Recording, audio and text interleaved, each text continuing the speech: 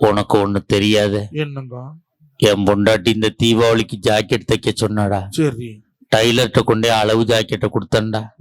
அவன் பிரிச்சு பார்த்துட்டு 2100 ரூபா கூலி கேக்குறான்டா. எத்தனை ஜாக்கெட்டு? ஒரே ஜாக்கெட்.